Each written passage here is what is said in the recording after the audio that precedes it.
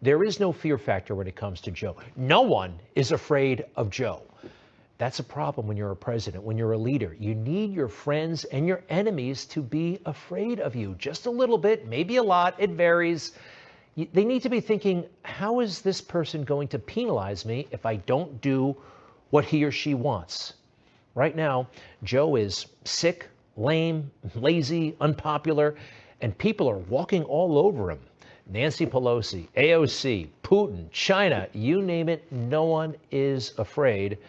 And that is a really bad situation, and it's damaging national security. So take Taiwan, for instance. Now, Taiwan, China really is sensitive about Taiwan, okay? And I understand. They consider it part of their own country. Look, I'm rooting for the Taiwanese over China. I hate the Communist Party there, but they are a superpower, and we have to contend with them. Listen to their warning that they issued about Nancy Pelosi potentially going to Taiwan. Honor President Biden's pledge not to support Taiwan independence and not to arrange Pelosi's visit to Taiwan. If Speaker of the House of Representatives Pelosi visits Taiwan, the Chinese side will definitely take resolute and strong countermeasures in response and defend its sovereignty and territorial integrity. Okay, I'm on notice. I don't think she should go. They're also putting out this beautiful footage of their military in action, set to music. Pump it up.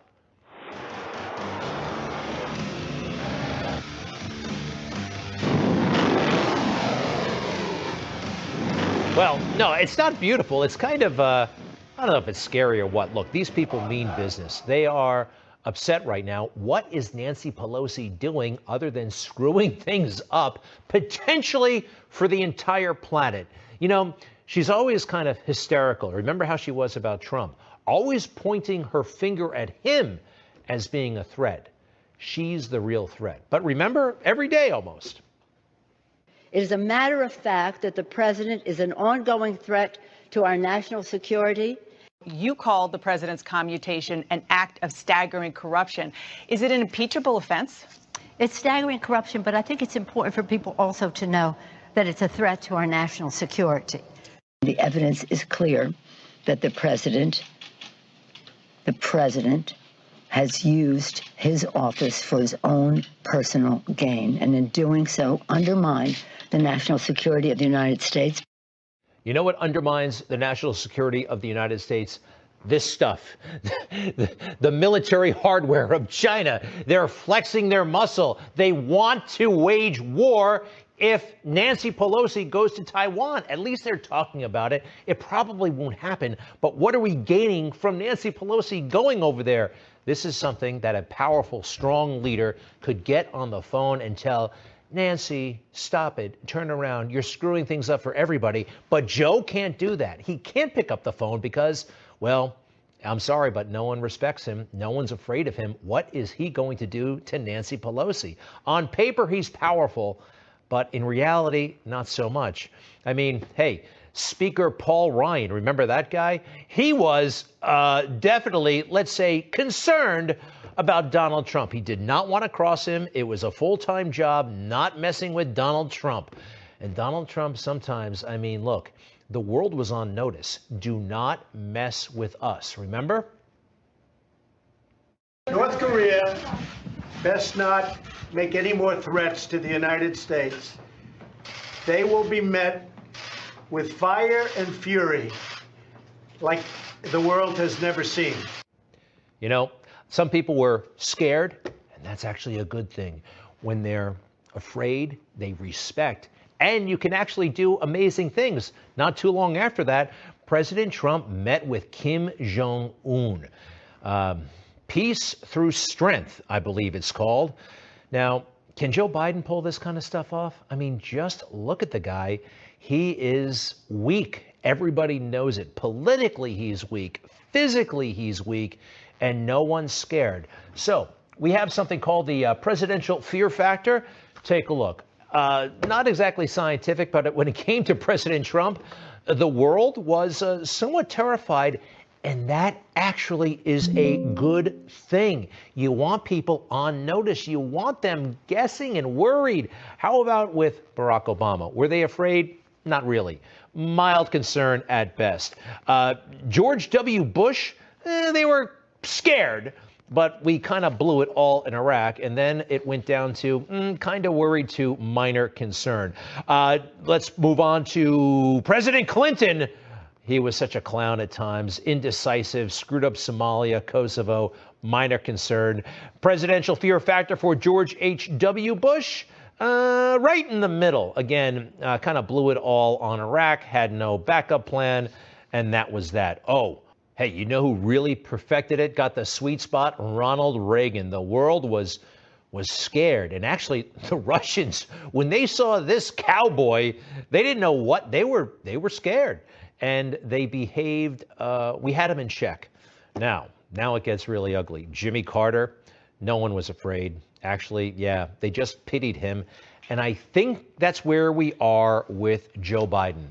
Again, no pity. They pity him, no respect. Domestically and internationally, that's where we are. And Joe, you brought this on yourself. Number one, losing Afghanistan. How could you do that, huh?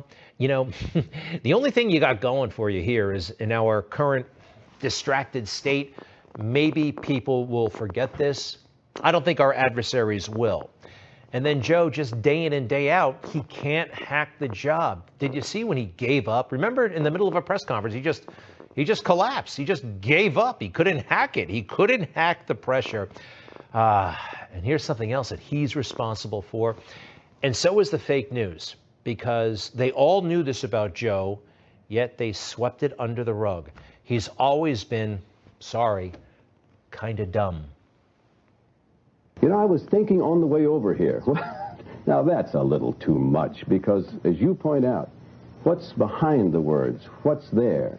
And a lot of people, the rap on Biden has always been that it's just a surface. I should have said, to paraphrase Neil Kinnock, it's the only time I didn't, and all the times I've ever used it. But CBS News found a tape of a second instance. It reappeared in the New York Times with a new charge, that Biden had appropriated a famous litany from the late Robert Kennedy about what the gross national product cannot measure. It cannot measure the health of our children, the health of our children, the quality of our education, the quality of their education, the joy of their play, or the joy of their play. Biden gave Kennedy no credit. He has also quoted or paraphrased John Kennedy, Hubert Humphrey, and British Labour Party leader Neil Kinnock, all without credit. Wow, this would kill most political careers forever. You'd have to leave the Senate. You couldn't get reelected. Somehow Joe got through it, and look where he is now. I just can't get over it. There's so much of this stuff.